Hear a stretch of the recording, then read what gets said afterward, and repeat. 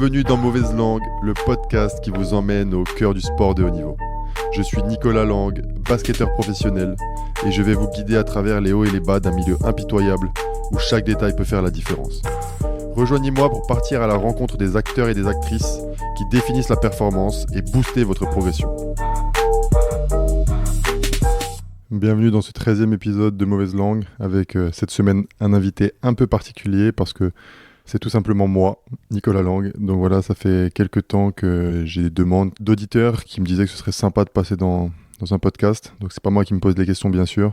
C'est un épisode qui est diffusé sur le podcast et surtout la santé de mon ami Étienne Bulidon, qui est ostéo et qui est podcasteur depuis plus longtemps que moi. C'est celui qui m'a donné envie de faire des podcasts. C'est quelqu'un que j'ai toujours trouvé très intéressant. Donc voilà, c'est pas que des questions me concernant, mais c'est aussi un échange vraiment sur plusieurs choses, que ce soit les podcasts, la performance, la santé. Donc j'espère que vous trouverez cet épisode aussi intéressant que les derniers avec un épisode un peu particulier cette fois.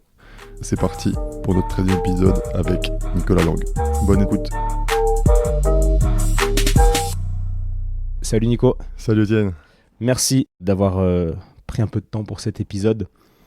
On t'a déjà présenté dans l'épisode numéro 4, c'était en 2019, le 27 avril exactement, il y a plus de 5 ans. Ouais, il y a beaucoup de choses qui se sont passées. Hein. 6 ans même quasiment. Hein. Peut-être. Tu vas nous faire un petit résumé. Première chose déjà, tu t'es lancé dans un podcast, Mauvaise Langue. Pourquoi est-ce que tu fais ça ? À cause de toi, Étienne. Est-ce que tu peux développer un peu ? Non, c'est vrai que j'écoute beaucoup de podcasts et je lis beaucoup de livres, j'écoute beaucoup de podcasts et c'est vrai que les podcasts, ça m'a appris énormément de choses, tu vois. J'ai appris énormément de choses rien qu'en écoutant des podcasts et ça fait 5-6 ans maintenant que j'en écoute. Pendant le Covid, vraiment, ça a explosé et voilà, que ce soit dans le basket, dans l'entrepreneuriat. Et voilà, en parlant avec des personnes comme toi qui en avaient déjà, tu commences à piocher des idées à droite à gauche, t'essayes. Donc là, c'est que le début, je commence. Et tu me connais, je vais essayer de m'améliorer au fur et à mesure et de tenter différents trucs. Et est-ce que tu as un petit peu déjà touché du doigt, compris les vertus du podcast ? Parce qu'il y a écouter des podcasts, il y a faire des podcasts. Est-ce que tu vois la différence ? Pour l'instant, c'est un peu oui et non, on va dire. Tu vois, oui et non, ça veut dire que au début, tu penses que ça va être super facile. Tu écoutes des podcasts, tu te dis, simplement prendre 2 micros, t'invites quelqu'un qui est intéressant et tu poses tes questions comme ça, sans vraiment préparer. Enfin, une conversation comme au café. Et après, tu te rends compte que, en fait, non, quoi. Il faut quand même préparer tes questions, même si la personne tu la connais, il faut quand même encore la connaître un peu plus pour aborder des différents thèmes. Il y a différents types de personnes aussi, ceux qui aiment bien parler, d'autres qui font un peu plus aller chercher. Donc non, ça a carrément rien à voir, quoi. Ouais, c'est autre chose. Je pense que pour titiller quelqu'un, le faire mordre, entre guillemets, dans le podcast et dans la discussion, il vaut mieux s'intéresser à lui avant. Ouais. Et ouais, si clairement. le gars voit que tu as lu ses livres, que tu fais des petites anecdotes, il se prend au jeu et la qualité est supérieure. Et tu vois, je pensais à toi aussi parce que je me suis dit, tu vois, Étienne, ces podcasts, des fois, c'est quand même super technique. Ok, tu es dans le monde scientifique, ostéo, médecine, etc. Mais quand tu vas chercher des fois des gars j'avais écouté Denis Richer en micronutrition ou même tu as des domaines des fois, les femmes enceintes, etc. Tu vois, dans les esprits des fois, tu vois, je me suis dit, waouh, là, faut quand même creuser. C'est quand même un sacré taf pour aller, tu vas pas paraître pour le mec qui a rien compris, quoi. Bien sûr, et ce taf-là d'ouverture, je pense qu'il est vraiment utile. Et si je peux me permettre, surtout pour vous qui êtes basketteur, donc toi tu es un peu un ovni je trouve, de ce que je connais du monde du basket parce que tu t'ouvres à plein de choses. Je me rappelle quand on s'est connus il y a peut-être 7-8 ans maintenant, tu connaissais le caviste d'en bas de chez toi, tu connaissais les gars de ta rue, donc ça déjà c'est rare, faut le noter, mais je pense qu'il y a un risque dans le sport professionnel, c'est de s'enfermer, de s'auto-enfermer dans cette bulle de basket en l'occurrence. Qu'est-ce que tu penses de ça ? Exactement, je pense qu'après c'est vraiment trouver le juste milieu. Je pense qu'il faut réussir à pas s'enfermer, à voir autre chose, à comprendre qu'il n'y a pas que le basket dans la vie et ça va t'aider à être d'autant plus meilleur sur le terrain, tu vois, pas toute la journée rester, penser au match parce que tu perds trop d'énergie. Faire autre chose, mais après faire autre chose ça veut pas non plus dire faire n'importe quoi. Si tu t'éparpilles trop, à contrario ça peut devenir aussi néfaste pour toi, pour ta carrière. Donc moi, souvent, c'est des choses qui sont aussi liées au basket, tu vois. Donc ça va être mon podcast, je vais aller interviewer des gens un peu basés dans la performance, ça va m'éduquer moi-même sur mon métier, voir autre chose. Par exemple, mes camps de basket, ça reste du basket, je vais donner des conseils, je fais du coaching aussi avec des jeunes. je vais leur donner des conseils sur l'approche mentale, etc. Mais tu sais, quand tu coaches quelqu'un, et ben, tu te renvoies un peu l'image. C'est l'impression que tu te coaches toi-même, mais tu dis, attends, mais là, je viens de lui donner un conseil. Moi, je ne l'ai pas appliqué le dernier match, tu vois. Donc, je l'applique, tu vois. Donc, c'est un peu tout ça, mais j'essaie de pas non plus trop m'éparpiller, même si tu me connais. Enfin, je veux dire, on serait resté 10 ans ensemble à Lyon, on aurait déjà 5 boîtes, toi et moi. Tu te souviens, les soirées passées, ah, on devrait faire ci, on devrait faire ça, on devrait faire ci. Ah, laisse tomber, on aurait. Je pense qu'on aurait racheté tout Lyon. Probablement. Mais en tout cas, c'est intéressant ce que tu dis. Cette cohérence qu'il y a dans tous tes projets permet de ne pas s'éparpiller. Et moi, c'est pareil. Tu vois, on me dit toujours, mais comment tu fais? Et les gens voient pas forcément le lien qu'il y a entre le podcast, la formation. Enfin, la plupart des gens le voient. Mais en fait, cette cohérence, l'un me rend meilleur pour l'autre projet, qui lui me rend meilleur pour l'autre, qui m'apporte de l'argent pour l'autre projet d'à côté. Et en fait, tout s'entre-nourrit. Ouais, Et et c'est puis un bon toi, tips. tu vois, c'est pareil. Je pense que tu as des gens qui doivent se dire, ah bah, il fait trop de choses, donc il est plus concentré sur son métier. Même si tout est lié, tu as toujours des gens qui vont dire, bon, ben, ah, je sais pas, c'est un charlatan parce qu'il fait ça, il a mis 3 photos sur Instagram. Ah bon, du coup, il fait plus, et tu vois, il doit pas prendre soin de ses patients correctement. Nous, on est des puristes du truc, enfin, tu vois le truc. Donc, c'est après, tout le monde a son avis. Et moi, j'ai été longtemps comme ça, là, tu sais, à critiquer un peu des gens en me disant, bah, attends, mais qu'est-ce qu'il fait, lui Tant qu'on fait tu pas, vois. on critique. Après, Exactement. une fois qu'on fait, on critique beaucoup moins, bizarrement. Mais c'est marrant parce que quand tu parles de ça, nous, c'est pareil, on pourrait s'enfermer dans notre bulle d'ostéo, dire bah, moi, je sais pas comment tu as dit, un puriste, je fais que de la consulte. Mais en fait, si tu interroges tous les ostéos qui ont 15 ans d'expérience, bah, s'ils font de la consulte de 8h à 20h tous les jours, on va dire que 90% on aura le cul, tu vois. Et je pense que pour tenir sur le long terme, dans une carrière d'ostéopathe, c'est intéressant de voir autre chose, d'avoir d'autres projets en parallèle, etc. Et, euh, et pareil pour le basket, quoi. J'en Moi, je discutais avec pense pour Sandrine Gruda. tous les domaines, au final, je pense. Ouais, tous les domaines. Et Sandrine me disait, ah, ça dépend.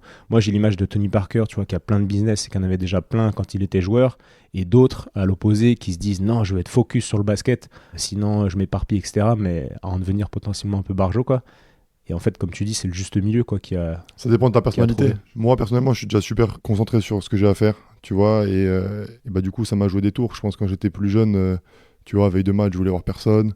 Jour du match, j'étais vraiment dans mes routines. 10h, fallait que je fasse ça. 11h, fallait que je fasse ça. Midi, 0-0, fallait que je mange mes pâtes. Et si je les manger à midi 0-2, ah, bon, je vais faire un mauvais match, tu vois. Donc ça, c'est des choses qui sont pas positives. Donc oui, tu es là, tu es super concentré sur ton match, mais tu l'es trop, en fait, tu vois. Et ça devient néfaste. Et moi, justement, le fait d'aller un peu à l'opposé de ça, et ben, ça a permis de rééquilibrer un peu la balance. Par contre, pour d'autres qui sont plus à se dire, bon, veille de match, je vais aller manger au resto jusqu'à pas d'heure, etc., etc. Est-ce que, tu vois, ça dépend vraiment de tout le monde et de sa personnalité. Bien sûr. Et est-ce que ça t'apportait une forme de stress d'être aussi strict? Ouais, clairement, parce que n'importe quel moment de la journée devient un stress, en fait. Tu vois, tu t'es levé à 8h, 8h02 au lieu de te réveiller à 7h30. Ah mince, je vais pas être en forme. Enfin, de toute façon, un jour de match ou même une carrière en général, pour moi, c'était un combat contre moi-même, contre mes pensées, tu vois. J'ai lu un livre la dernière fois où Nadal disait que son seul combat pendant un match, c'était de gérer ses pensées parce qu'il avait énormément de pensées négatives et de les faire taire. Mais quand tu es un peu, entre guillemets, perfectionniste, ce qui est... Les gens pensent qu'être perfectionniste, c'est bien, mais c'est tout le contraire, en fait. C'est super néfaste. Et moi, bah, du coup, beaucoup de stress pour, au final, rien du tout, tu vois. Et qu'est-ce qui t'a fait évoluer? Les livres, et m'ouvrir à autre chose aussi. J'ai rencontré Julien Souton, qui est un psychologue du sport.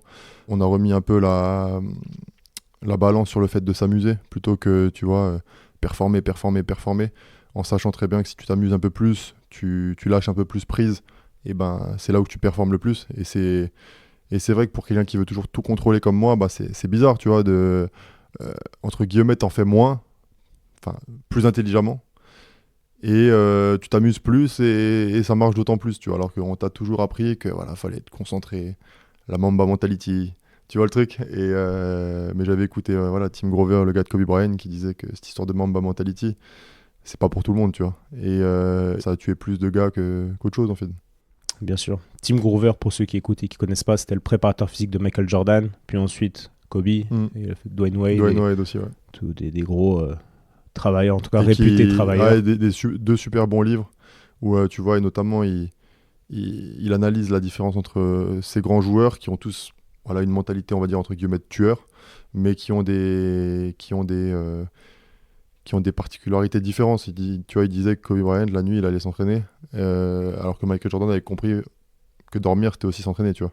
Donc, je veux dire, en final, il n'y a pas qu'une vérité. Tous les grands joueurs, je pense, ont des points communs, mais aussi des particularités selon leur personnalité. Bien sûr, et ça c'est important, je pense, de le dire, parce que quand tu es jeune, tu as peut-être tendance à vouloir faire comme Nicolas Lang, parce que c'est le meilleur shooter de l'histoire de la Ligue. Alors qu'en fait, Nico, il a une psychologie, une physiologie qui lui est propre, et peut-être que le jeune, son chemin, il n'est pas là quoi, pour performer. Clairement. C'est cool de le dire. Et par contre, on va quand même parler de ton chemin dans cet épisode en partie. Et donc, ce psychologue-là, Julien, je voulais parler de lui, je voulais parler aussi des livres, on a mentionné les deux, on va commencer avec Julien. C'est avec lui que tu fais le neurotracker, d'accord ? Ouais. Donc, peut-être explique ce que c'est que cette technologie et ce qu'elle t'apporte. Et puis ensuite, on enchaînera sur ce qui t'apporte d'autre que cet outil-là. C'est d'un point de vue entraînement cognitif, on va dire, c'est beaucoup de surcharge mentale. Tu vois, faire des exercices, neurotracker, t'as 6-7, on va dire, entre guillemets, balles de tennis sur un écran, elles sont toutes jaunes. Et au bout sur les 7-8, t'en as 4 qui sont oranges, 4 jaunes. L'écran se fige, elles deviennent toutes jaunes et elles bougent de plus en plus vite, tu vois. Et après, ça se stoppe. Un peu comme les jeux à Barcelone, à Paris, où les mecs essaient de t'arnaquer dans la rue, tu vois. Ils bougent les balles, ils doivent retrouver laquelle était à la base. Et en fait, ça travaille. Moi, depuis que je fais ça travaille ton cerveau. Au début, t'arrives, tu fais juste ça, même à une vitesse pas forcément rapide, t'es en galère, honnêtement, tu vois. Et après, maintenant, avec l'expérience, ça va plus vite. Après, tu rajoutes une balle, tu rajoutes de la surcharge au niveau sonore, tu vois, avec des chants de fans, ou etc. On va aussi te pousser, après on va aussi te poser des questions au niveau du calcul. Et en fait, ça t'aide à malgré que ton attention soit partagée sur ce qu'on appelle simple tâche, double tâche, triple tâche, et ben quand même rester focus sur l'essentiel, qui est les balles de tennis, et savoir où elles sont. Et ça, je trouve que c'est vachement... ça reflète vachement le terrain, tu vois. Parce que sur le terrain, ok, moi, mon objectif, c'est de marquer, c'est le panier. Mais voilà, t'as du bruit. T'as le mouvement d'un partenaire qui devait arriver à ce moment-là sur un système, finalement peut-être qu'il n'arrive pas ou il fait autre chose, en mieux ou en pire, tu vois d'ailleurs, mais il faut réussir à s'adapter constamment. On travaille aussi pas mal la vision périphérique, c'est quelque chose qui, je trouve, chez les joueurs, notamment les jeunes joueurs, ils ont de moins en moins, tu vois, devant toi, mais tu vois pas très bien à droite, à gauche, et ça c'est quelque chose au final qui s'entraîne. Et même sur tout ce qui est concentration, tu te rends compte aussi que ton cerveau, plus il est fatigué, plus même une tâche simple, tu vas le rater, typiquement un lancer franc. Tu vois, en fin de match, facile, il faut s'entraîner, un lancer franc, mais t'es jamais fatigué comme ça. Ça veut dire que c'est pas que physique, hein, c'est aussi mental, c'est aussi la surcharge mentale. Et c'est aussi pour ça que des fois, une tâche simple en match, tu vas la louper. Pourquoi ? Parce que ton cerveau, il est mort, en fait, tu vois. Donc, c'est tout ça qu'on travaille, et ça explique beaucoup de choses pour moi, au final. Ouais, je vois. Et comment t'expliques que Nando De Colo, il ait jamais fait de neurotracker et qu'il ait une vision qui soit énorme ? Après, je pense que c'est pour tout le monde, hein, tu vois, ça dépend, tout le monde est différent.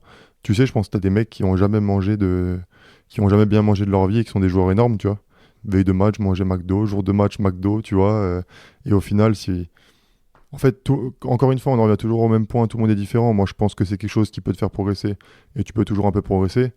Mais si t'es un joueur énorme comme ça, et que tu as toujours été... Enfin, tu vois, tu es déjà... Bon, moi j'ai eu le besoin d'aller plus loin, de chercher plus loin parce que je n'étais pas satisfait de mon niveau de jeu où j'en étais, et voilà, de toujours chercher, épuiser d'autres ressources. Si j'avais été 3 fois MVP de l'Euroleague, enfin, je sais plus combien de fois Nando il est MVP de l'Euroleague, tu vois, mais est-ce que je me serais dit, bon, je vais encore essayer de chercher plus ? Non, je suis déjà bien dans le joueur que je suis, tu vois. Ouais, je vois, et comme tu dis, il y a des joueurs qui sont des monstres physiques et qui n'ont pas besoin de faire de muscu, tandis que nous, il faudra qu'on en fasse plus pour voir à l'infini pour qu'on soit comme eux. Exactement. Et toi, au bout de combien de temps ça a payé cet entraînement cognitif, on va dire ? Je sais pas, tu vois aussi, on a ajouté d'autres routines avant les matchs avec des balles de tennis, etc. Maintenant, j'en vois de plus en plus le faire, mais moi, c'était il y a 5-6 ans. Avant les matchs, j'étais quasiment le seul à le faire. Maintenant, je vois, avant chaque match, je vois des gars à l'équipe adverse qui font ça avec leur prépa physique. Donc, je pense que, pas grâce à moi, il y a YouTube, il y a Internet, il y a des conférences. Donc, voilà. Donc, je pense que tout le monde s'est sensibilisé un peu à ça. Tu vois les joueurs de l'équipe de France qui commencent à jongler. Victor Wembanyama qui jongle avant les matchs. Pour moi, ça prend tout son sens, tu vois. Combien de temps j'ai vu les effets ? Alors, entre guillemets, j'ai peut-être eu de la chance parce que, on va dire que quand j'ai commencé à travailler avec lui, je crois que sur les 4 premiers matchs, j'ai fait 4 premiers matchs énormes. Donc, est-ce que c'est grâce à lui ? sur du court terme comme ça, je suis pas sûr. Mais le fait de l'avoir fait très rapidement, bah tu vois, entre guillemets, dans mon cerveau, ça a validé le truc. Et ça m'a permis de... Ah ok, bon, bah c'est que ça marche, tu vois. Et donc de continuer, continuer, continuer. Et par contre, sur le long terme, c'est... Enfin, 5-6 ans, c'est sûr que si à quasiment 35 ans, je peux encore faire ça, c'est pas grâce à mes qualités physiques, etc. Alors bien, je suis bien physiquement, mais c'est surtout parce que au niveau de tout ça, je pense que j'ai une longueur d'avance. À Lyon, on a un gars qui s'appelle Romain Bordas qui fait ça. Ah, ça me dit quelque chose le nom. Qui est orthoptiste à la base, que je Ok. connais bien. On va faire une visio avec lui, avec la formation ostéo et sport. Ok. Tu sais, un réseau maintenant c'est plus qu'une formation, c'est un réseau d'ostéopathes qui ont fait la formation. Ok. Et avec toutes les personnes que j'estime intéressantes, j'essaye de les lier à la communauté, quoi, au réseau. Ouais. Il y a des visios, etc. pour que les ostéos s'ouvrent l'esprit. Vous êtes combien maintenant? Là, on va être à peu près 75 maintenant. Donc ouais, ça grossit petit à petit.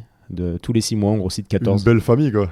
Ouais, et c'est hyper intéressant parce qu'en fait, nous, en ostéo, on est seuls. La plupart des ostéos souffrent de solitude. Ou alors, ils le savent pas, peut-être pas, mais tu vois, quand tu es dans un cabinet, peut-être pas H24, mais quand tu es très régulièrement dans un cabinet avec des patients, au bout d'un moment, tu tournes en rond dans tes réflexions, tu vois toujours les mêmes patients, toujours les mêmes plaintes, etc. Et c'est dur de garder l'esprit stimulé, quoi. Et d'ailleurs, j'ai été surpris parce qu'on a fait un post sur Twitter avec l'ostéo du club chez nous, Aurélien, qui est super bon. Que j'ai eu au téléphone il n'y a pas si longtemps. C'est vrai, ok. Ouais. Et beaucoup de commentaires négatifs sur les ostéos, charlatans et tout, tu vois. Et j'étais choqué, tu vois. Je sais pas pourquoi, tu vois, un ostéo les ostéos en général, ont cette image-là, tu vois. Alors que moi, dans le sport de haut niveau, toute ta vie, tu travailles avec des ostéos, tu vois, ça semble normal, quoi. Ouais, ça tombe bien que tu abordes ce sujet, on peut en parler. En ce moment, en ostéopathie, il y a un courant qui est surtout porté par des jeunes ostéopathes qui veulent... C'est dur, en fait, d'être ostéopathe. Déjà, faut être clair, c'est très dur. Okay. Tu vas sentir les choses, on dit, il est magicien, il sent des choses avec les mains que personne sent, et c'est vrai, mais c'est énormément de travail, en fait, pour sentir ça. Je pense qu'il y en a peut-être, comme Nando, qui ont un don, entre guillemets, qui sont très bons très vite, mais la grande majorité des ostéos, pour devenir bons, pour percevoir ces choses avec les mains, etc., devenir magicien entre guillemets aux yeux des gens, il y a beaucoup de travail derrière. Pourquoi t'as dit comme Nando? Parce que Nando, il a, dans sa vision du jeu au niveau basket, il a un truc en plus. J'ai cru qu'il voulait faire ostéo et qu'il commençait à sentir des trucs, tu vois. Non, il a pas commencé. Peut-être que je vais lui soumettre l'idée, mais non, je parlais de ces gens qui ont un truc en plus. Donc en ostéo, il y a beaucoup de gens qui n'ont pas ce truc en plus, comme moi, et j'ai dû énormément travailler pour progresser d'année en année. Et les jeunes générations qui arrivent d'ostéo, ils ont pas de travail parce qu'il y a énormément de monde sur le marché. Ils sont pas très bons vu qu'ils sont jeunes, comme tous les jeunes. C'est pas pour les dénigrer. Je me mets exactement dans le même sac à leur époque. Enfin, quand j'ai commencé, j'étais pas très bon du tout. Sauf que j'ai commencé à travailler tout de suite. J'avais tout de suite des patients. J'étais dans un cabinet qui tournait fort, donc j'ai pas eu le temps de m'ennuyer et d'aller me rassurer avec ce que je trouvais, c'est-à-dire des études scientifiques qui au final disent que l'ostéopathie ne fonctionne pas vraiment. Parce qu'on peut pas étudier scientifiquement une démarche. Enfin, une discipline comme l'ostéopathie qui est si singulière. On va jamais faire le même traitement aux patients. Même s'il vient pour une douleur de genou, même si tu as 10 patients qui viennent pour une douleur de genou, à aucun moment on fera le même traitement. Parce qu'il y aura des liens différents entre sa douleur et ce qu'on va trouver. Et c'est pour ça que c'est très difficilement étudiable. Et donc, soit tu acceptes ça et tu te dis, je travaille mon ostéopathie comme un artisan, ou soit tu te dis, moi je me réfugie dans la science qui dit, ça marche pas. Donc au final, je me rends compte que mon métier, c'est un peu de la merde. Enfin, j'imagine que c'est un peu de la merde. Et c'est vrai qu'il y a un peu des gourous en ostéo. Donc à la fois, tu vois ces gourous, tu vois la science qui te dit ça. Donc toi, t'es perdu. T'as pas d'expérience, t'as pas de patient, t'es frustré, t'es en colère. Donc tu craches sur tout ce qui bouge. En gros, c'est mon interprétation qui est subjective, mais du pourquoi il y a un peu de haine comme ça sur les réseaux sociaux. Je suis pas assez calé pour te dire le pourquoi du comment, mais moi, c'est vrai que ça m'a... Comme on a parlé de ça, parce que bon, je vais pas sur Twitter, mais on m'a parlé de ça derrière, tu vois. Et je me suis dit, je comprenais pas, tu vois. Et donc toi, non, mais tu peux témoigner. Donc tu utilises l'ostéopathie, on va dire, depuis très longtemps, quoi. Et qu'est-ce que ça t'apporte? Alors moi, tu vois, je suis typiquement le genre de gars, je vais faire des choses, je vais pas toujours essayer de chercher pourquoi ça marche, pas forcément essayer de comprendre pourquoi, quand je vais chez le kiné, quand je vais chez l'ostéo. Je suis typiquement le genre de gars, quand il y a un truc cassé chez lui, un ordi, je veux qu'on le répare, mais je m'en fiche de savoir pourquoi c'était cassé, etc. Tu vois. J'abuse, hein. Mais quand c'est mon corps, c'est un peu différent. Mais j'ai toujours eu l'impression que l'ostéo, c'était un peu le dernier recours. Tu vois le truc, tu vas voir un kiné, etc. Pas à Limoges parce que c'est vraiment on a un pôle médical où ils sont vraiment, tu vois, très soudés entre eux, etc. Mais dans mes autres clubs, c'était un peu, bon ben, le kiné il a fait, t'as fait ta muscu, t'as encore mal. Bon ben, allez, ostéo. Ce serait bien que t'ailles voir l'ostéo, tu vois. Quand tu sais plus quoi faire, allez, Exactement. vas-y, essaye l'ostéo. Et donc, comme dit, moi j'y connais rien, hein, voilà, venez pas me traiter de charlatan ou quoi. J'ai l'impression qu'il y a deux courants, on va dire l'ostéo un peu plus gaillard, tu vois, qui va un peu faire plus craquer, tu vois, et l'ostéo un peu plus dans ta mouvance, tu vois, qui va être un peu plus doux. Tissulaire, mais sans un Voilà, petit tu mot vois, un peu tu m'avais dit technique. ton foie il bouge pas, etc. Tu vois ce que je veux dire? Et voilà, c'est un peu ça, mais dans tous les cas, j'ai toujours. Est-ce que c'est un effet placebo? Je sais pas, tu vois, j'ai pas envie de te mettre dans le bordel. Mais en tout cas, moi, dès que je suis sorti d'un ostéo, ça m'a quasiment toujours fait du bien. Enfin, c'est très rare alors, je dis pas que tu repars à 100%, parce qu'on joue rarement à 100%. Mais en tout cas, ça a toujours été. Ouais, ça a toujours fait du bien. Ouais, t'en as ressenti les bénéfices. Clairement, ouais. Ouais. Donc ça, tu vois, moi, ça me suffit en tant qu'ostéo. Enfin, ça me suffit, ça me nourrit. Je me dis, ok, tous les patients ressortent avec des bénéfices. C'est pas prouvé, mais est-ce que, vu que c'est pas prouvé, je dois m'arrêter d'apporter du bénéfice aux patients? Et j'ai trop De toute façon, moi, je pense d'années que tu maintenant sais, pour dire. dans la performance, dans les blessures, etc., on va dire que tu as les joueurs qui sont blessés et qui veulent soit que de l'ostéopathie, donc ça veut dire que tu es quand même beaucoup plus posé sur une table et à rien faire et c'est l'ostéo qui fait, ou des massages, tu vois, les massages, alors voilà. Et pour moi, c'est un tout. Tu vois, tu as les activations, tu as le renforcement musculaire, mais par contre, tu as aussi les massages, tu as aussi l'ostéopathie. Pour moi, quand tu reviens d'une blessure ou que tu veux être en forme et que tu veux performer, c'est pas simplement un seul truc, tu vois. Et tu as l'impression que des fois, oui, tu as des joueurs qui, toute la partie renforcement, je suis blessé, ah bah ça va être les vacances et je vais me faire masser, tu vois. Et j'ai l'impression que ça, depuis que j'ai commencé le basket, ça évolue de plus en plus, tu vois. Avant, tu étais blessé, c'est vrai que tu étais en vacances. Tu vois, tu avais 3-4 semaines out pour je sais pas, pour une cheville. T'arrivais, je sais plus quel engin tu faisais sur la cheville, tu rentrais chez toi, t'étais clairement en vacances. Là maintenant, du coup, on va beaucoup plus activer tes fessiers, et au final, tu travailles beaucoup plus quand t'es blessé que quand t'es actif, quoi. Mais ouais, comme tu dis, c'est une guéguerre De clocher. de gens stupides, en fait, de dire ouais, faut faire de l'ostéo, c'est mieux, faut faire de la kiné, c'est mieux. En fait, on se rend compte que dans les modèles qui marchent, et souvent c'est autour de sportifs professionnels, ces modèles-là, en fait, le point commun, c'est que chacun a sa place, entre guillemets, enfin, chacun apporte sa pierre à l'édifice, et le sportif au milieu de tout ça. Et en fait, tu travailles pas que avec le kiné, que avec l'ostéo, et on travaille ensemble pour optimiser la performance du gars, quoi. Clairement. Moi, je suis d'accord avec toi. Ouais. Donc voilà, merci pour cette petite parenthèse ostéo. Et j'aimerais savoir ce que tu as fait. Il est psychologue du sport, du coup, ton gars avec qui tu bosses Ouais. en neurotracker. Donc, tu as fait aussi, il propose aussi des consultes psy plus classiques. De toute façon, une séance, c'est souvent ça. Hein. C'est souvent, avant de passer sur la partie entraînement cognitif, etc., tu as toujours une petite partie où tu arrives, comment ça va, quoi. Les périodes où tout va bien, tu es à 70% à 3 points, tu es à 4 matchs de gagner de suite, tu vas pas débattre longtemps, tu vas vite aller te mettre au travail sur l'entraînement cognitif. Par contre, il y a des moments où sur une séance d'une heure, je sais pas, tu parles 50 minutes et bon, le plus important, c'est quand même d'être bien dans sa tête, tu vois. C'est pas, on a dit qu'on allait faire des exercices, je m'en fiche que tu sois mal ou pas. Donc oui, il y a toujours une partie, et pour moi, c'est le plus important. Mais de toute façon, je peux l'appeler quand je veux par rapport à ça. Et puis, tu sais, à force de parler, tu sais au final les discours qui commencent à marcher pour toi. Donc on va dire que je l'appelle de moins en moins, même quand ça va, entre guillemets, mal, parce que au final, je sais déjà ce qu'il va me dire. Et maintenant, c'est aussi à moi. Quand on a commencé ensemble, le but, c'était pas de travailler ensemble 15 ans, en fait, tu vois. C'était aussi qu'au bout d'un moment, là, ça fait 6 ans que je suis à Limoges, donc 6 ans que je le côtoie, mais quand je suis arrivé à Limoges, j'avais signé 3 ans. Donc le truc, c'était, au bout de 2-3 ans, le but, c'est que tu puisses voyager tranquillement tout seul avec des fondamentaux sur lesquels tu peux t'appuyer, quoi. Ok. Et donc ça, tu le fais à peu près 2 fois par mois? Ouais, après 2 fois par mois. Ça dépend, hein. Avec les plannings. Maintenant, il a quand même beaucoup d'athlètes aussi. Moi, selon l'emploi du temps, au niveau des entraînements, j'ai pas envie de le faire n'importe quand non plus. Ça prend quand même de l'énergie, tu vois. Donc, je vais pas le faire non plus veille de match à 18h, tu vois.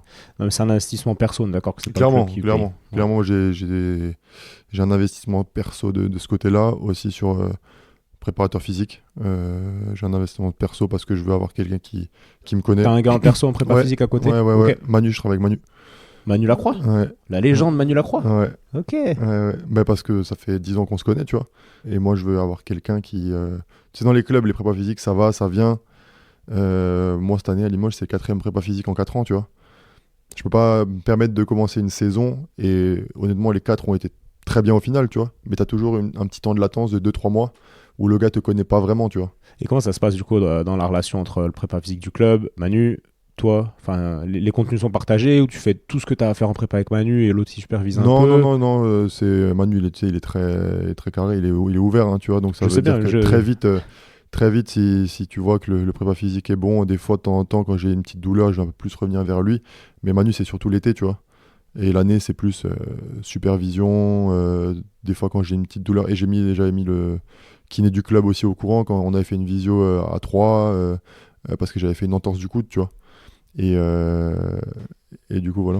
Ouais, de toute façon, quand les gars sont ouverts, ça va tout de suite mieux, mais c'est marrant parce que Et c'est aussi à l'athlète, hein. Pour moi, c'est aussi à l'athlète de mettre tout le monde. bien sûr, de faire le Tu lien. vois, si tu essaies de cacher à l'un, cacher à l'autre, moi, quand le prépa physique il arrive, je le dis tout de suite. Je lui dis, écoute, j'ai quelqu'un pour l'été.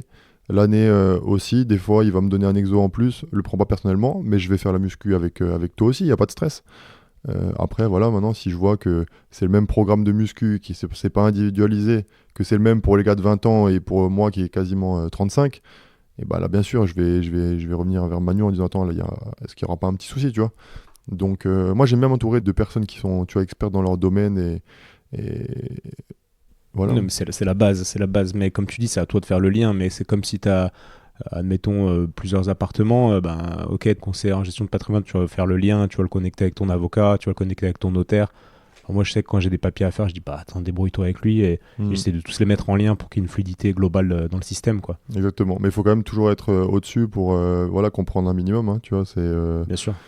et que tout le monde soit sur la même longueur d'onde. Et je pense que si c'est vraiment un truc, si je devais reprendre ma carrière à zéro dès l'âge de 15 ans, je pense que je prendrais quelqu'un de confiance à part du club. Et comment Parce tu le payerais Écoute, à 15 ans? ouais, 15 ans, c'est un peu Tu compliqué. demandes à tes parents. J'abuse, mais 18-19 ans. 18-19 Dès que tu ans, as des premier premiers contrat contrats, pro. bim. Premier contrat pro, ouais. Vas-y, tu t'entoures de qui? Premier contrat pro.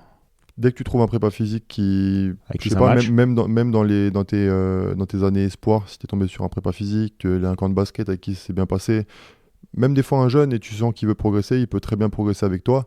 Tu en parlais de Tim Grover, Michael Jordan, c'était quasiment son premier client, hein. Tu vois, c'est sûr, quand tu as 18 ans, tu vas pas forcément prendre un mec qui a 30 ans de carrière et qui va te dire, attends, mais moi c'est 5 000 € par mois, ou tu vois, je sais pas, hein. Oui, tu choisis un gars qui a envie de progresser, qui a un bon mindset, Mm. où tu sens que tu peux avancer avec lui, quoi, Ouais, tout ouais, simplement. exactement. Après, Ok, ça donc, reste un investissement. Tu sais, quand tu es jeune, tu as ton premier contrat pro, tu payes pas d'appart, tu payes pas de voiture. Alors, ok, le contrat est pas ouf, mais ouais, mais t'as peut-être envie de te payer un casque de je ne sais quelle marque, un petit polo, petite bouteille.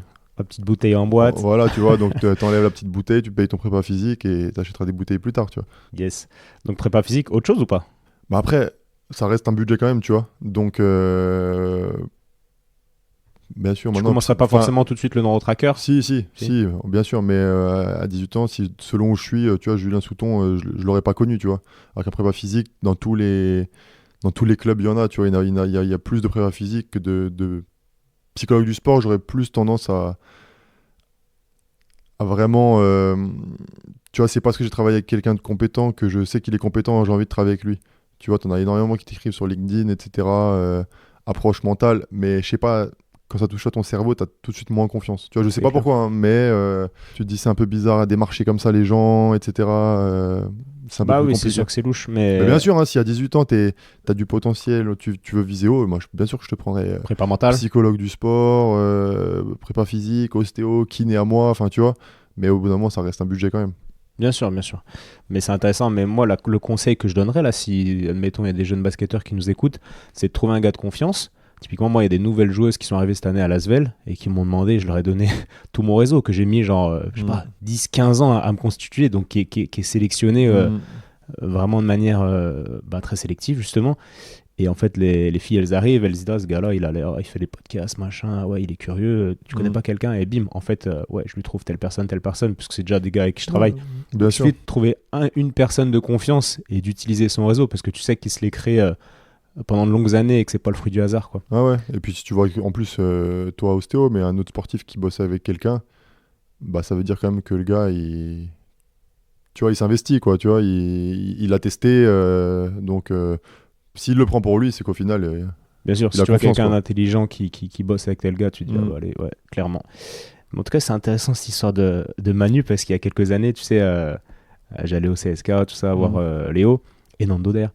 Et on parlait de cette relation entre le préparateur physique du joueur et le préparateur de l'équipe. Il me disait, ah, c'est compliqué, j'aime pas trop tout ça. Alors maintenant, il le fait lui-même. Donc C'est moi qui l'ai forcé, hein. il a dû Je- évoluer. Je vais Après, pouvoir c'est moi, je l'ai quand même bien forcé parce que, tu sais, je sortais vraiment en torse du coude. Et enfin, il y a un gars qui était retombé sur le coude, il y avait tout l'été. Et j'avais pas envie de bâcler ça, c'était mon bras de shoot en plus, tu vois. Et c'est vrai que ouais, je voulais vraiment avoir quelqu'un de confiance. On n'avait pas de prépa physique, c'était un entre les deux durant la saison. Donc bon, plutôt que de prendre quelqu'un, moi c'est vrai que je l'ai un peu forcé, donc merci Manu. Ouais, mais c'est bien, il faut le forcer. Manu, des fois, il est un peu rigide d'esprit. Maintenant, on va faire des podcasts. Next step, ouais, il va se lancer dans son podcast, ouais. Ok, super. Mais ça, c'est intéressant aussi, ces joueurs qui sont dans les clubs, enfin non, pas ces joueurs, ces kinés, ces prépas, etc. Il y a souvent une tendance, je sais pas si tu as remarqué, moi, ma petite expérience m'a fait voir que ces gars-là, ils sont souvent 100% sur le club. Or, je pense qu'ils auraient des choses à gagner à aller aussi voir ce qui se passe ailleurs, avoir des petits contrats avec d'autres joueurs qui sont dans d'autres équipes, etc., etc. Et je me rappelle de Kostas, le préparateur du CSK à l'époque, et maintenant Fenerbahçe. Lui, il a toujours eu sa salle de muscu en Grèce parce qu'il est grec.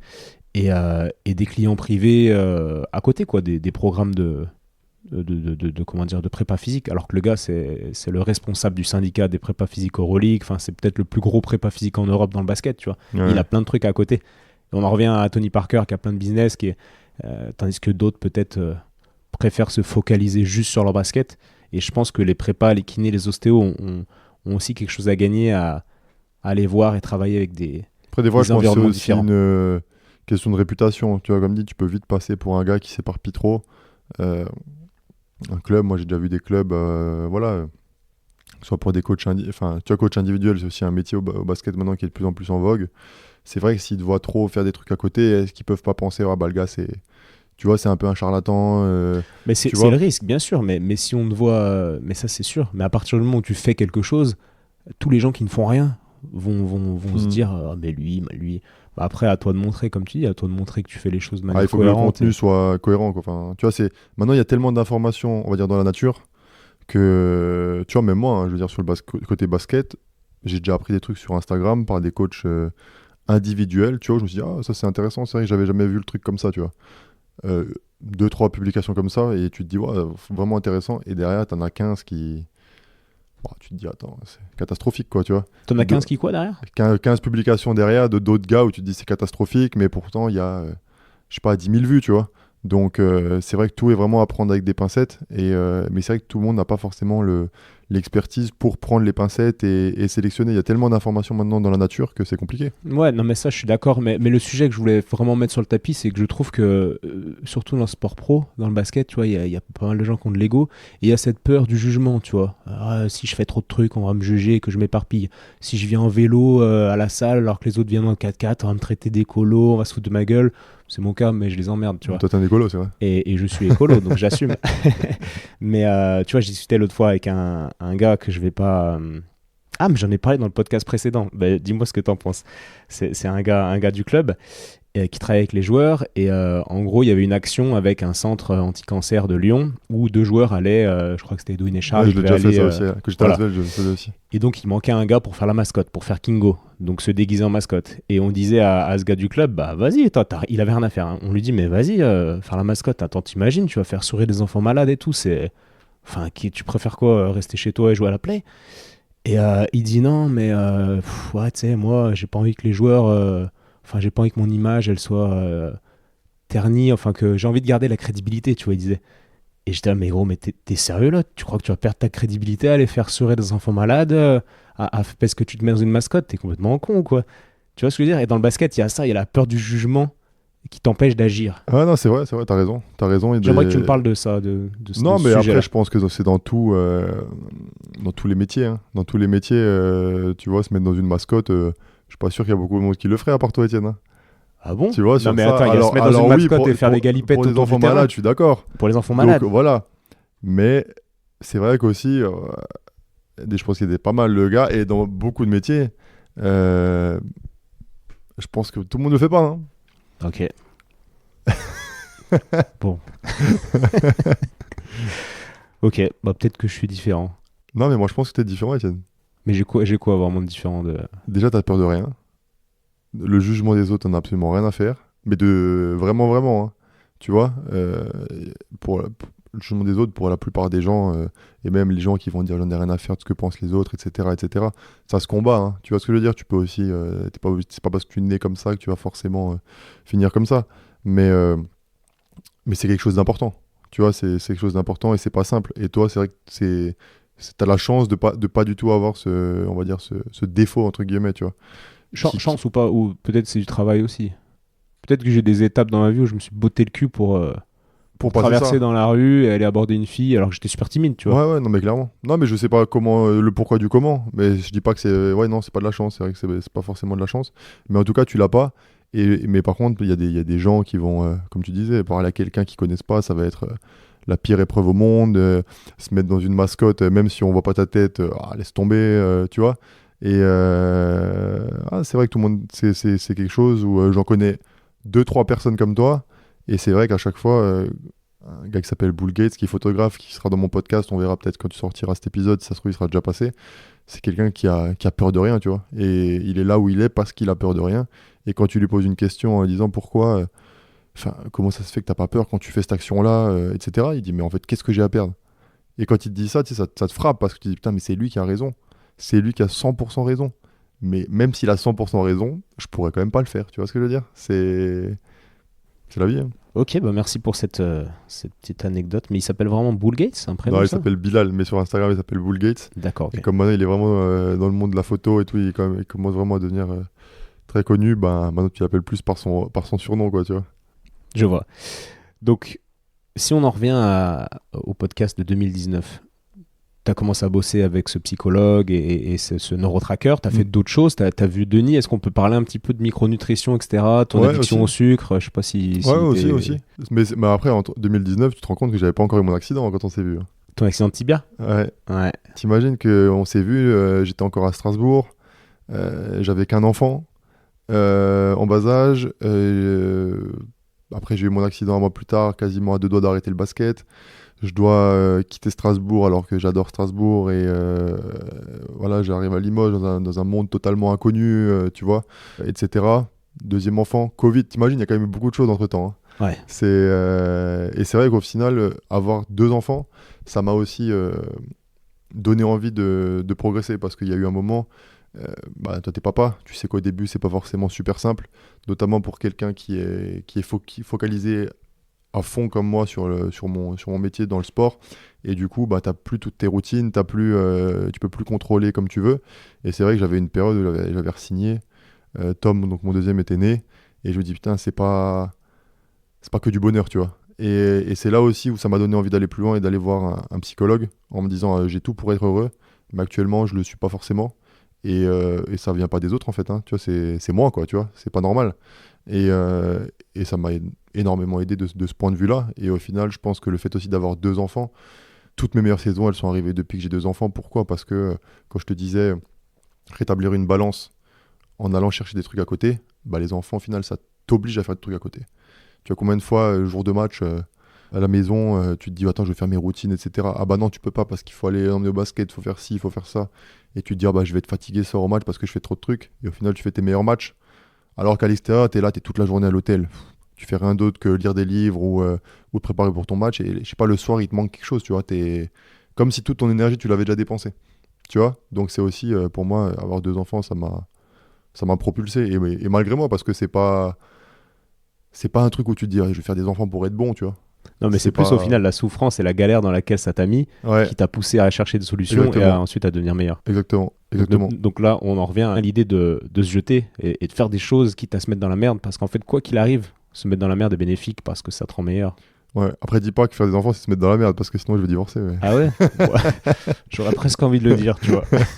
Non, non, mais c'est vrai que tu sais pas. Je veux dire, nous, en plus, moi, en tant qu'homme, j'avais jamais tenu un bébé de ma vie, tu vois. Donc, donc c'est vrai, c'était un monde tout à fait nouveau. Tu te dis, attends, mais où est-ce qu'on va aller? Enfin, Au final, j'essaie juste de mettre un pas devant l'autre. Puis j'ai aussi repris des études. Tu vois, donc en C'est fait, vrai. moi, j'ai recommencé un Master 2 à l'école de management à Grenoble. Au final, moi, je me suis vraiment surchargé de 50 000 projets depuis qu'on s'est vu, quoi, tu vois. Camp de basket, je les avais pas il y a 5-6 ans. Donc ouais, non, je fais énormément de choses, quoi. Et donc là, je crois qu'on est obligé d'aborder un sujet, sinon si elle écoute, elle va être déçue. C'est Clarisse au milieu de tout ça. Elle a eu un rôle quand même très important, je pense. Ah, bien sûr, moi je pense que j'ai vu énormément de carrières selon la compagne du joueur. Je veux pas dire, bon, bah, en voyant la fille, je vais te dire lui va réussir ou pas, tu vois. Mais des fois, c'est un peu le cas, quoi. Donc, ouais, enfin, je veux dire, toutes les séries de shoot que tu fais en plus en te disant là, je devrais rentrer. Qu'est-ce que je fais? Je rentre ou je reste encore 20-25 minutes de plus et tu te dis non, mais c'est bon, bah, j'ai quelqu'un à la maison qui va faire le taf. Mais je te dis pas ça en mode péjoratif, tu vois. Mais c'est quelqu'un qui, justement, va me soutenir pendant toute ma carrière et qui a mis aussi sa carrière entre parenthèses parce qu'elle avait une belle carrière devant elle. Mais au bout d'un moment, tu vois, tu peux pas non plus. C'est dur, tu vois, que tout le monde puisse faire. Il y en a qui arrivent, mais j'ai aussi la chance qu'elle adore être maman. Tu vois, c'est pas le cas de toutes les femmes. Et c'est pas, je dis pas ça pas de manière péjorative. Mais elle, c'est vraiment une vocation pour elle. Et franchement, on a l'équilibre familial, je dirais parfait, tu vois. Mm.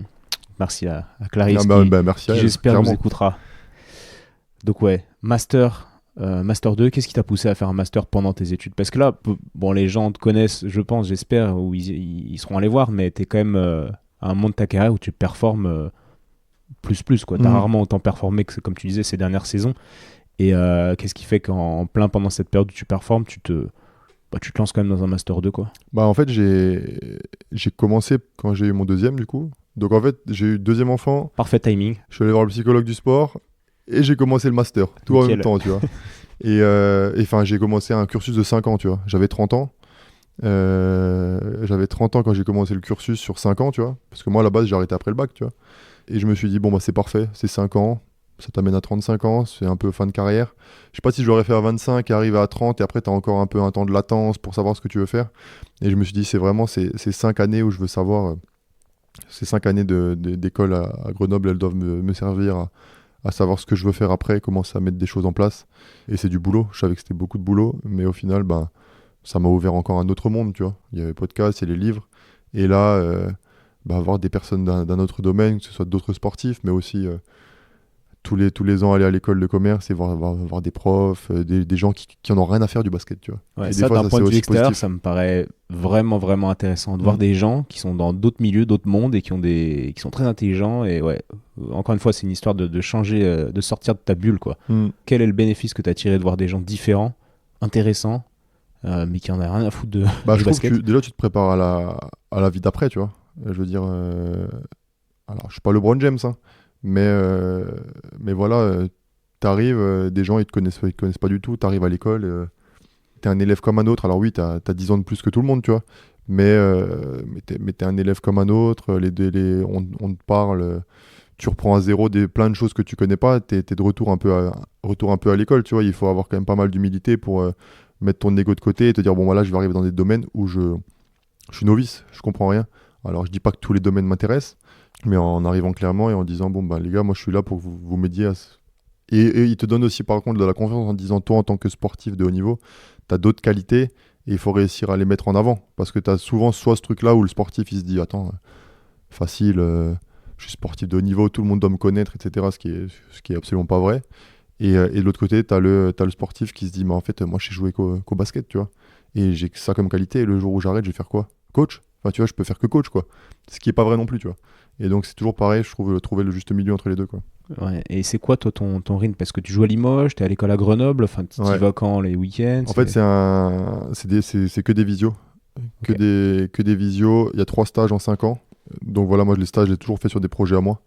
Et j'ai eu la chance, tu vois, que l'école m'accompagne et me dise, bon, si tu veux le faire, bah, sur tes camps de basket, j'ai monté aussi une petite boîte dans le vin, etc.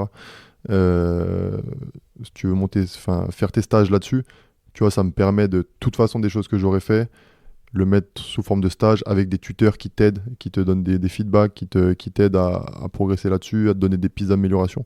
Et ça m'a également beaucoup aidé, tu vois. Mais mon rythme, ouais, c'est beaucoup de visio. Donc on a fait aussi un grand mémoire qui a pris beaucoup de temps. Là, Donc t'as ouais. pas fini ici? Il me reste fin d'année là. En juin, je finis là. Et ton mémoire, il est déjà fait? Ouais, je l'ai fait l'année dernière. On avait le choix entre le faire entre la 4e année ou la 5e année. Du coup, là, je l'ai fini. Et ouais, ça t'apprend aussi à travailler en groupe, tu vois. On fait pas mal de travaux en groupe et collaborer. On a tous des emplois du temps différents. Moi, dans mon groupe, j'ai une athlète qui a fait les Jeux Olympiques en aviron. Tu vois, un autre basketteur, des handballeurs. On n'a pas tous les mêmes horaires d'entraînement. Et tu vois, il faut toujours réussir à se caler. C'est pas toujours joli, tu vois. Tu peux pas toujours te faire des visios claires, nettes et précises. Mais il faut s'adapter. Ok. Et c'était sur quoi ton mémoire, toi, du coup? Est-ce que l'intelligence artificielle peut rendre heureux au travail?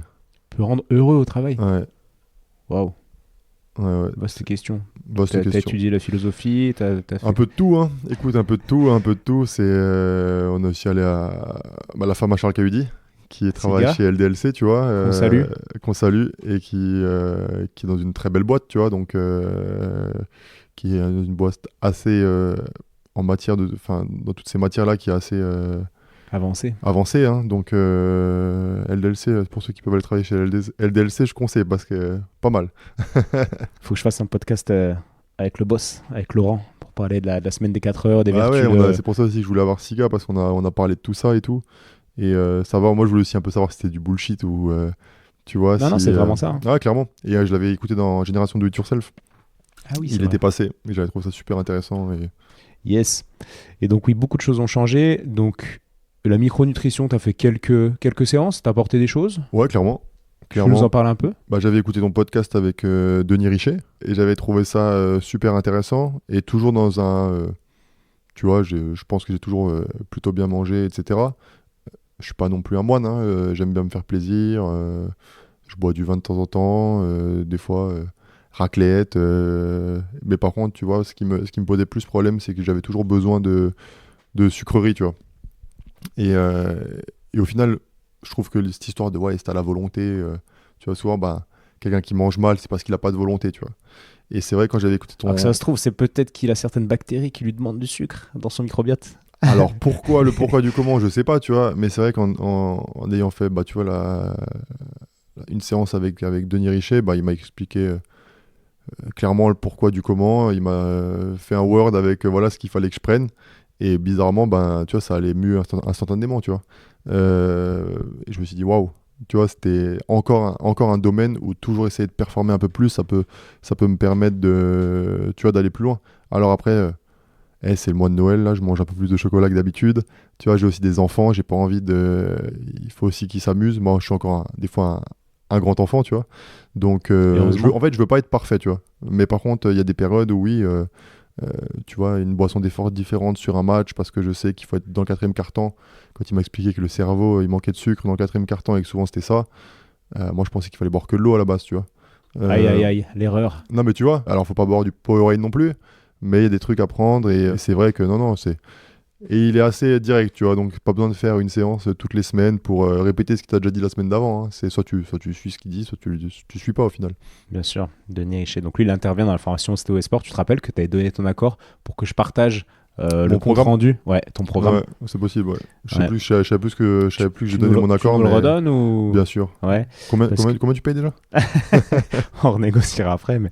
Donc ouais, ceux qui rentrent dans la formation, dans le réseau Ostéo et Sport, c'est aussi une des plus-values. Moi, je partage tout ce que je fais, toutes mes curiosités, ce qui fait que Denis Richet, il nous fait un séminaire, et bien après, on a encore d'autres séminaires avec d'autres nutritionnistes qui complètent un peu la vision de Denis. Je partage les programmes des patients qui sont bien d'accord, qui vont voir Denis pour qu'ils aient une idée claire et pratico-pratique de ce que Denis préconise aux gens. Enfin, c'est énorme, quoi. Bref, je suis en train vraiment de devenir un grand fan de Ostéo et Sport. C'est vrai. Tu vois, c'est ça ton logo? Qu'est-ce que tu penses de ce logo? Qu'est-ce qui t'inspire? Vers l'infini et l'au-delà. Ah, parfait. Non, mais ouais, c'est vraiment assez énorme ce qui est en train de se construire là, autour de cette formation. Ah, c'est cool. Tu m'as donné envie de faire un peu pareil sur le basket, tu vois. C'est pour ça aussi que j'accompagne des jeunes. Pareil, 12 par an. Et c'est quelque chose qui les aide eux, mais je te dis, qui m'aide moi aussi, parce que quand tu donnes des conseils, et d'ailleurs j'avais lu un livre, alors je sais plus de qui il est le livre, il est assez connu, et c'est marrant parce que quand j'ai commencé ce coaching avec les gamins, il disait que en fait donner des conseils à des gens, bah, ça te permet toi-même de progresser, en fait, tu vois. De toute façon, enseigner est, je pense, le meilleur hack, si je peux employer ce mot, pour apprendre. Parce que tu es obligé de creuser tellement les sujets et tu peux... C'est difficile de mentir à des gens en face, leur raconter des choses que tu n'as pas vraiment creusées ou que tu n'as pas vraiment expérimenté et éprouvé. Donc en fait, ça t'oblige à apprendre beaucoup plus. Moi, je pense que je suis la personne qui progresse le plus dans tout le réseau Ostéo Sport parce que je suis l'organisateur Tu devrais payer. et le créateur. Je devrais me payer moi. Ouais. Et du coup, le format, donc tu prends 12 jeunes qui ont envie de progresser sur pas que sur leur tir, on est d'accord. Non, parce que c'est à distance, tu vois, c'est pendant l'année, comme dit, comme je joue encore. Alors quand je rentre en Alsace. Le gars, il peut être en U13, j'ai n'importe quoi, je sais plus les catégories, en minime à Bourg-en-Bresse et avoir un suivi avec toi toute l'année. Parce que moi, je suis pas du tout dans le. Tu sais, des fois, c'est pas les gars qui sont les meilleurs qui veulent progresser le plus, tu vois. Et rarement d'ailleurs. Enfin, tu vois, alors si le gars qui est déjà bon, il veut encore plus progresser, et ben là, c'est jackpot, tu vois. Mais des fois, c'est typiquement le gars qui, on l'a pas trop calculé, et qui est fan de basket et qui veut progresser. Après, c'est dingue. Le gars, il a un coaching. Alors, t'es avec les 12 gars en visio. Et les gars, ils sont face à Nicolas Lang. Non, je fais un par un en fait. Un par un? Ouais, je fais un par un. Je regarde ils m'envoient leur match chaque lundi. Je regarde leur match. Mais je me place vraiment d'un point de vue du joueur. Tu vois, parce qu'un coach, il a 12 joueurs à regarder. Il doit regarder comment son équipe, elle joue. Tu vois, c'est un peu comme un chef d'orchestre. Tu vois, moi, c'est plutôt focalisé sur le gamin. Et l'aider à voir ce qu'il aurait pu faire de mieux à ce moment-là. Comment se trouver des situations. Même si des fois, tu n'as pas forcément les situations que tu aimerais en match, bah, tu peux toujours t'améliorer pour trouver des solutions. Mais c'est extrême. Attends, là, pour ceux qui écoutent, on est avec Nicolas Lang qui est en pleine carrière, qui est en train de performer, qui est meilleur shooter de l'histoire du championnat de France. Et là, tu coaches des gamins, tu regardes leurs films, tu les vois en one-to-one. Tu as ton camp de basket l'été à préparer, tu as ton master à finir, tu as tes podcasts, ton podcast, Mauvaise Langue, ta carrière, tes enfants. Ouais, ça fait beaucoup. Hein. Ok, je te pose la question que tout le monde me pose. Comment tu gères tout ça? T'as des temps morts quand même? Ouais, après, il y a des tâches. Moi, je pense qu'il y a des tâches qui vraiment, quand tu fais une visio avec un gamin, bah là, tu donnes tout ce que tu as. Tu vois, t'es 1 heure avec lui, bah, tu donnes le max. Par contre, il y a d'autres trucs que tu peux très bien automatiser. Maintenant, avec l'IA, tu vois, j'ai aussi fait une formation sur l'IA. Toutes les tâches qui, au final. Tu vois, maintenant, je te dis une bêtise, je lance l'écran de basket, je voulais un peu améliorer le processus d'inscription. Et ben, j'ai vachement bossé dessus au niveau de l'IA pour qu'après, j'ai moins de temps à y perdre sur la prise des documents, enfin, tu vois, le traitement des documents, parce que c'est vrai que se farcir 130 certificats médicaux, relancer les parents, etc., ça me prenait aussi beaucoup de temps l'année dernière. Bah maintenant, grâce à l'IA, c'est un exemple, hein, mais il y en a d'autres aussi. C'est typiquement un exemple où j'aurai moins de temps à perdre par la suite parce que j'ai pris un peu de temps au début. Donc moi, c'est vraiment ça ce qui m'excite avec l'IA pour la suite, quoi. Ouais, c'était vraiment chaud. Je me rappelle de ton tableau Excel, sur ton tableau de rentabilité de ton appart à Strasbourg que tu avais montré. Je m'étais dit, ah ouais, le gars, il est vraiment chaud. Nous avons affaire à un ovni pour ceux qui écoutent. Et donc ces gars-là, là, j'en reviens aux jeunes, tu les vois une fois par mois en visio. Ouais. Et dès qu'ils veulent, je leur renvoie sur une plateforme qui s'appelle Notion. Je sais pas si tu connais. Bien sûr. Tu connais Notion, c'est magique. Hein. Notion, c'est ma vie. J'utilise beaucoup pour mon deuxième cerveau. Ah ouais, j'ai mon deuxième cerveau sur Notion. Notion, c'est vraiment incroyable. Du coup, je leur coupe leurs actions, tu vois. Et je mets ma tête en bas à droite là, de l'écran. Et je commente chaque action. Et chaque action qu'ils ont faite. Mais là, tu payes Notion, non, pour mettre autant de data. Les vidéos, ça prend beaucoup de place. C'est 10 € par mois. Hein. Ouais, okay, franchement, pour ce que c'est, pas grand chose. Hein. Okay. Et du coup, je leur mets leurs actions avec mes petits commentaires. Du coup, la vidéo, elle dure, je sais pas, 6-7 minutes. Je mets pause, là, t'aurais pu faire ça, etc. Début de l'année, selon leur pause de jeu, ce qu'ils veulent progresser, je leur fais des routines d'entraînement, un peu comme les miennes, tu vois. Donc, différentes routines selon si t'as le temps, t'as pas le temps, t'as de la salle, t'as pas de salle, etc. Et après, dès qu'ils veulent m'appeler ou m'écrire, je suis dispo, tu vois. C'est souvent. T'imagines la motivation qu'ils doivent avoir, les gamins, quand ils ont un conseil de Nico Lang. Ouais, mais après, j'essaie vraiment de faire pour que. Tu vois, je suis un parmi eux, tu vois ce que je veux dire. Tu vois, des fois, je mets des messages, allez, bon match à tous, 3 semaines avant Noël, c'est pas le moment de lâcher. Tu vois, des choses comme ça pour qu'on soit un peu une équipe tous ensemble, tu vois. Ouais, je vois bien le mindset. Et il y en a qui sont en centre de formation, et ça me parle encore plus parce que je sais je suis passé par là, je sais que c'est compliqué. Et donc, tu vas avoir un bon match, tu vas à nouveau t'enflammer. Un mauvais match, tu vas tu vas déprimer, tu vois. Donc c'est un peu à moi, dans les bons moments, de leur dire, attends, reste concentré, continue à t'entraîner. Et dans les mauvais, un peu de dédramatiser, tu vois. Ah non, c'est trop bien. Ça coûte combien ton suivi? 250 € par mois. Ouais, ça va. C'est pas si cher, je trouve. 1000 € par mois.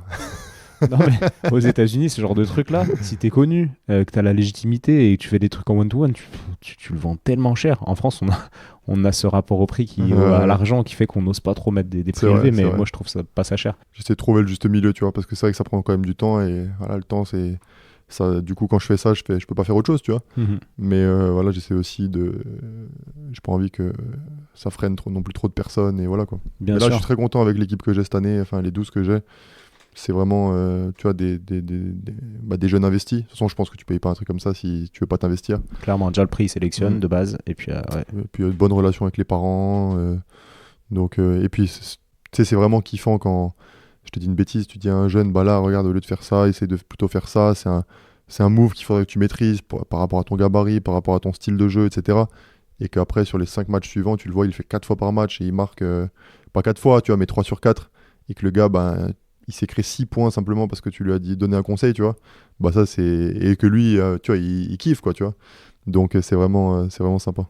C'est énorme. Est-ce que tu les invites à lire? La lecture, c'est important pour toi? Ça a été important? C'est toujours important? Bah, pour moi, c'est super important, mais je sais aussi que tu peux pas forcer les gens à lire.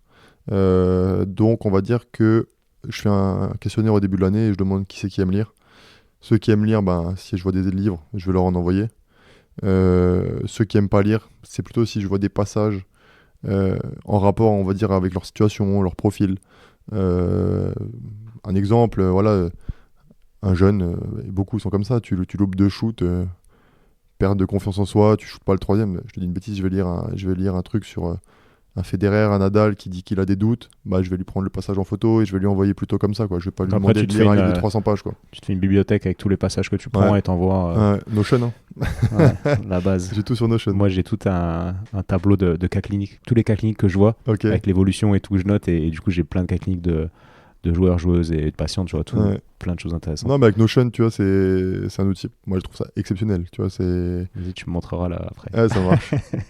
Ok, et moi, j'ai l'anecdote j'ai eu un patient, j'ai oublié son nom, un petit blond qui jouait avec toi à Limoges. Hugo Tessani. Et qui me disait, Nico, il arrête pas de me dire, ouais, si tu veux, je t'achète un livre et tout, parce que t'en avais marre qu'il soit sur son smartphone. Et t'as des gars, franchement, 7-8 heures de bus, ils font du TikTok 8 heures, tu vois. Moi, je trouve ça tellement... C'est pas... TikTok, Instagram, tu peux le faire. Je dis pas que je suis pas sur mon téléphone. J'ai aussi mes 4 heures de téléphone par jour, etc. Tu vois, et tu dis toujours c'est trop.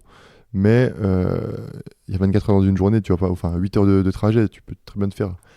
Soyons fous, 6 heures d'Instagram mais il te reste encore 2 heures où tu peux faire quelque chose d'autre, tu vois. Et c'est vrai que l'école, quand je l'ai commencé, je suis aussi parti de ce principe-là. Limoges, c'est un peu loin de tout. Tout le trajet en bus, c'est 4-5 heures. Je me suis dit, bah, c'est clairement déjà 4-5 heures de gagner. Et des fois, tu vois, dans la semaine, avec les enfants, bon, ben, je vais pas trop regarder mes visios, je vais pas être là, etc., parce que j'ai entraînement ou j'ai les enfants. Et par contre, je vais tout rattraper pendant le trajet, tu vois. Donc, c'est des choses comme ça. C'est de l'orga aussi. On m'a dit, je sais plus qui j'ai vu qui a joué avec toi, on me disait, Nico, de toute façon, dès qu'il y a un trajet, il est sur ses visios, sur son ordi, H24 et tout. Ok. Donc micronutrition, neurotracker, le sommeil aussi. Tu as essayé d'optimiser, tu fais toujours des siestes, j'imagine. Ouais, sieste. J'ai mon Whoop. Ah ouais, tu utilises bien ça, ouais. Ouais, j'aime bien. C'est quoi les datas que tu regardes? Je regarde variation de la fréquence cardiaque. Après, moi, j'ai une fréquence cardiaque qui est super faible à chaque fois. Donc, il faut pas prendre la mienne, tu vois. Je suis aux alentours de 35, tu vois. Donc, 35 ouais. Wow. Donc, voilà. Mais je regarde mon sommeil. Voilà, maintenant, ça m'a permis de prendre des bonnes habitudes. Tu vois, maintenant, je pourrais le... T'es pas tout le temps dessus non plus au point de devenir Non, justement, barjot, parce que j'avais fait à l'école une étude. On avait eu un devoir où on regardait que les outils connectés, quand t'es trop dessus, ça fait l'effet opposé, tu vois. Du coup, ça te rajoute trop de stress, etc. Donc non, je suis capable de... voilà, des fois, une bonne soirée avec des potes, le lendemain, t'as 10%, ton corps, il est à 10% de récup. Tu vois, les soirées, je les fais jamais quand il y a entraînement le lendemain au match. Hein. Mais tu vois, me dire, bon, allez, le lendemain, je me couche un peu plus tôt. Et de toute façon, le sommeil, c'est sur le long terme. Yes. Ça me fait penser à Jérôme Cousin, un cycliste, un ancien cycliste que j'ai eu dans le podcast.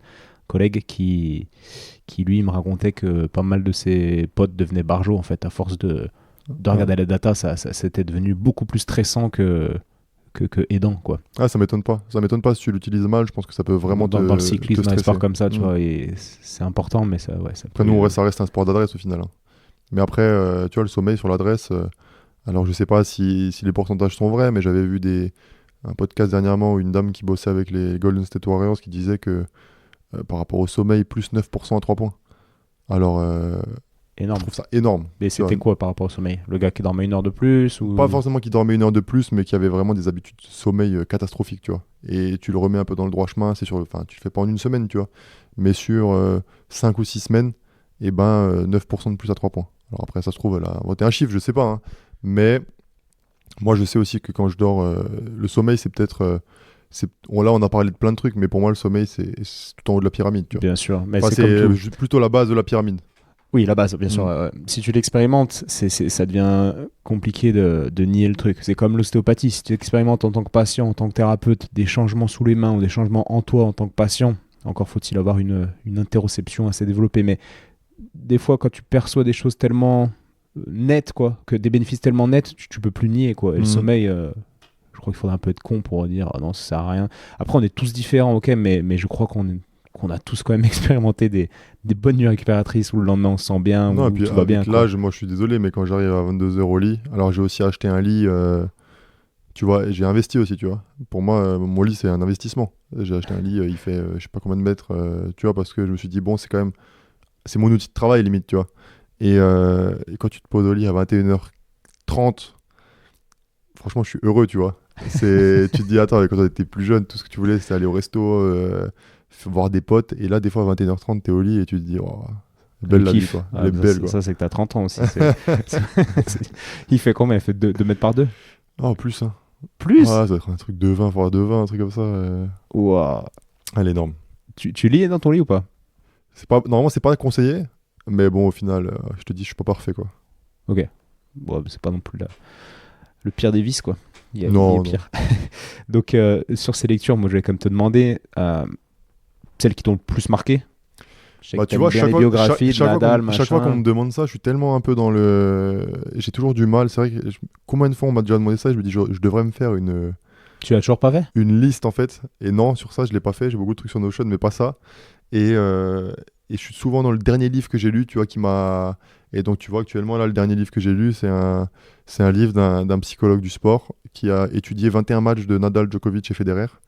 Et à travers les interviews d'après-match, comment le match s'est déroulé, etc., il a fait 8 ou 9 chapitres, tu vois. Donc des trucs, vivre dans le moment présent, s'amuser. Et quand tu vois leur réaction, tu vois, par exemple, vivre dans le moment présent, Federer, il te dit à un moment que pourquoi il a perdu au premier tour de Roland-Garros, parce qu'il voulait gagner Roland-Garros, mais qu'après le premier set qu'il a perdu au premier tour, au lieu de rester dans le moment présent, il s'est dit, c'est pas exactement ça le chiffre, hein.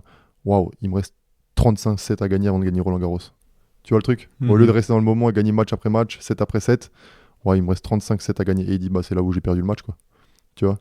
Et c'est des moments où vraiment tu te dis, attends, on m'a toujours dit que les plus grands champions, ils étaient parfaits, en fait. Tu vois, ils pensaient toujours parfaitement. Et voir que ces mecs-là sont aussi humains, c'est des cyborgs, mais aussi humains, tu vois. Tu dis, ouais, il y a tellement de choses à penser. Ouais, mais ça fait du bien de lire ça et de dire, ah ouais, eux aussi, en fait, ils ont Exactement. les mêmes doutes. Exactement, tu vois, les trucs, une finale, ça se joue pas, ça se gagne. C'est la plus grosse connerie de l'histoire, tu vois. Mais un Nadal pense pas comme ça, en fait, tu vois. Il dit aussi que pourquoi il a quasiment jamais perdu un premier tour à Roland-Garros, parce qu'à aucun moment il est arrivé en se disant, bon, c'est sûr que je vais gagner, tu vois. Et toujours cette petite dose de stress, pas Toujours trop, mais la cette petite dose de stress qui te en se maintient en disant, il éveil. faut que, si je suis pas bon, je peux perdre, en fait. En fait, le fait de se dire, je peux perdre, et ça lui permet de pas jouer pour ne pas perdre, en fait, tu vois. Bien sûr. T'as lu le livre de Pierre David aussi, sur la préparation mentale? Ouais, c'est vrai que il y a beaucoup de choses que j'en ai retenues, c'était super intéressant aussi. Ouais. L'essentiel n'est pas ce que tu fais, mais qui tu deviens. C'est vrai. C'est sa phrase. C'est vrai, phare. il y a beaucoup de bons trucs. Complètement. Moi, j'invite les gens à s'intéresser à ce gars. C'est un très bon pote, mais aussi parce que c'est aussi un très bon pote parce que je le trouve très pertinent. Et ok. Tu lis des romans, d'autres choses? J'ai l'impression que tu es focus sur biographie, non, parce et que compagnie. tu vois, là, il y a Marc Lévy. C'est pas forcément un auteur que je lis souvent. Ah oui, carrément. Ouais, non, mais hier, j'ai vu une vidéo de lui sur Instagram le matin. J'ai bien aimé son discours, 1 minute. J'avais un déplacement, je lui dis, bon, allez, je vais aller tester Marc Lévy, tu vois. T'as acheté à la librairie, à la Exactement, gare. Exactement. Ok. En fait, je lis un peu de tout. J'écoute un podcast de Génération Do It Yourself il y a 2 jours avec une mannequin qui parle d'un livre justement sur le regard des autres. Le titre est en anglais, je sais plus exactement. Boum, Amazon, je commande, tu vois. S'il y a vraiment autant je suis mes finances, je suis mon train de vie. S'il y a vraiment un truc où je calcule pas trop, c'est les livres, quoi. Tu vois, parce que je me dis, si c'est des trucs intéressants, ça m'a fait tellement passer de cap à différents moments, tu vois. Mais après, j'ai aussi des romans pour. Les romans, c'est plus pour décompresser, tu vois. Oui, et puis pour se ruiner avec des livres, faut y aller quand même. T'as beau avoir des longs déplacements en étant à Limoges. Non, c'est vrai. Et puis j'ai tellement de choses à côté, donc je lis un peu moins qu'avant, quoi. Ouais, ok. Combien de livres par mois à peu près? Ouais, je dirais minimum 2, quoi, tu vois. Minimum 2, des fois 3 ou 4 selon la taille du livre. Des fois, je lis aussi plusieurs livres en même temps, tu vois. Ça va être un roman. Le roman, c'est plus le soir. J'aime pas trop lire des livres, que ce soit de développement personnel avant de dormir ou des livres de productivité, parce que des fois, là, je devrais le faire, je pense à ça, j'arrive pas à m'endormir. C'est la pire erreur à faire, ouais. Donc moi, je lis que des romans. Ouais. Ok, super. Qu'est-ce que t'en dis? T'es content de cet épisode? Ouais, bien. T'en penses quoi? Bah non, moi je pense que c'est bien. Je suis meilleur qu'il y a 6 ans ou pas? Bah ouais, non, mais je vois ton évolution et moi ça me fait super plaisir en fait. Je suis souvent frustré, je devrais pas m'intéresser ou vouloir pour les autres quand je vois des basketteurs, des jeunes, tu vois, qui lisent pas, qui sont sur TikTok, qui font rien de leur journée alors qu'ils ont des déplacements encore pire que Limoges, tu vois. Quand tu joues en Euroleague, tu vas très loin, quoi. Et quand je demande si les gars ils lisent, bon, j'essaye toujours de connecter un peu, tu vois, quand je vois les gars les premières fois. Et quand je pose des questions, tu fais quoi en ce moment? Quels sont tes hobbies? Rien. Tu lis un peu? Oh non, moi je suis pas trop lecture. Ok. Puis tu vois, je me dis, mais attends, mais ils font quoi les gars dans leur vie à part jouer à la play, quoi. Ouais. C'est ça. Et j'ai toujours cette espèce d'envie de. Après, tu sais, j'ai jamais refusé de parler avec quelqu'un qui veut progresser et partager mon expérience, même si au final, chacun a son truc. Et je dis pas que ma vie, ça doit être celle de tout le monde, hein. Mais j'ai aussi appris que tu peux pas faire pour les autres. Et tu vois, on parlait de finances personnelles. Quand je parle à des jeunes qui ont 18, 19, 20 ans, tu peux leur dire autant que tu veux, donner des conseils, etc. Ils vont pas le faire. Non, mais tu vois, en faisant un podcast, au final, en t'écoutant, c'est plus puissant d'écouter un mec qui parle sans t'adresser.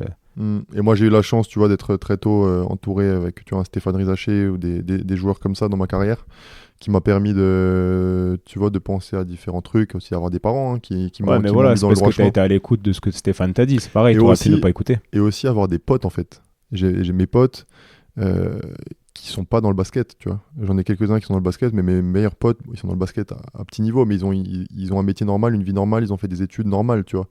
Et je pense que si j'avais joué simplement à la play, tu vois, mais mes potes, en fait, j'aurais été très vite déconnecté par rapport à eux, et on aurait pas gardé les mêmes liens, tu vois. Et en fait, avoir des gens hors basket, je pense que c'est un énorme cadeau pour moi, quoi. On en revient à ce que tu disais tout à l'heure. Tu peux les rencontrer aussi après, pendant des études, que tu fais pendant ta carrière, mais ouais, toi, tu les as eu dès le début, quoi. Ouais, exactement. Depuis, j'ai les mêmes potes depuis primaire collège, quoi. Ok. Bon, ouais, je suis content, Nico. Merci pour avec plaisir. Pour ton Merci temps. à toi. Et puis, de toute façon, on se voit très bientôt. Très bientôt. Allez. À plus. Ciao.